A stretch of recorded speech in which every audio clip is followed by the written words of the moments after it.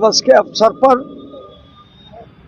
नगर निगम मुरादाबाद द्वारा माननीय मंडलायुक्त जी के सलाह पर और नगर आयुक्त दिव्यांशु जी के प्रयासों से आज मुरादाबाद में एक सपना साकार और हुआ है, जिसके अंदर भारत रत्न अब्दुल कलाम साहब की, पूर्व राष्ट्रपति हमारे, उनकी आज हमने प्रतिमा हमने स्थापित की है। और उनके द्वारा जो मिसाइलें, जिसे हम लोग मिसाइल मैन के नाम से जानते हैं, उनके द्वारा जो मिसाइलें बनाई गई उसको हमने आज प्रदर्शित किया है।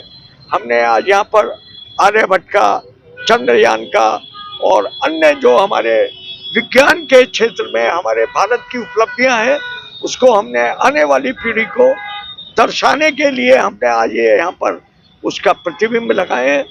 इसके लिए हमारे महानगर की समस्त जनता को भी इसके लिए बधाई कि वो आने वाले टाइम में बदलता मुरादाबाद, संवरता मुरादाबाद का अवलोकन करेंगे।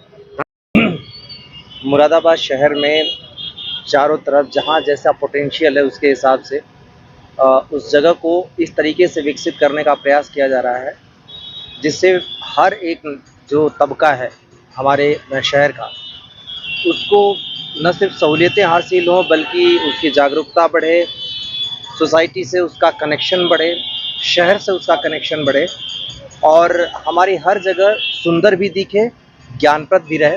इसी सिलसिले में आज विज्ञान दिवस के अवसर पर ये एपीजे अब्दुल कलाम जी, जो हमारे पूर्व राष्ट्रपति भी थे, वैज्ञानिक भी थे, और सबसे बड़ी बात है कि वे एक महान हस्ती थे जिन्होंने हमको हमेशा से प्रेरणा दी है, खासतौर से विज्ञान की तरफ बच्चों को और पढ़ने की तरफ प्रेरणा दी है।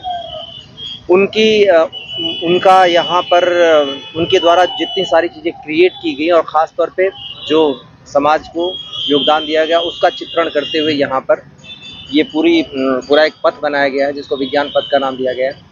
आप देखेंगे जो लोकेशन है, इस लोकेशन के हिसाब से यहाँ पीछे बहुत सारी ऐसी चीज़ें हैं जिसको कवर करना अगर इसको न बनाएं, इस तरीके की चीज़ें क्रिएट न करें, तो ये धीरे धीरे ख़राब होता जाएगा। ये आप पीछे देखेंगे नाला भी है, उसके बाद इसको ब्यूटिफिकेशन का भी काम हम शुरू कर रहे हैं, इसको बेहतर बनाने का, और साथ ही ये पूरा रास्ता लोगों के लिए बेहतर एक्सपीरियंस हो, ख़ासतौर से बच्चों के लिए। और पूरा दिल्ली रोड एक थीम पर नगर आयुक्त के द्वारा प्लान किया गया है। मेयर साहब के द्वारा इसमें निरंतर सहयोग और गाइडेंस दी जा रही है।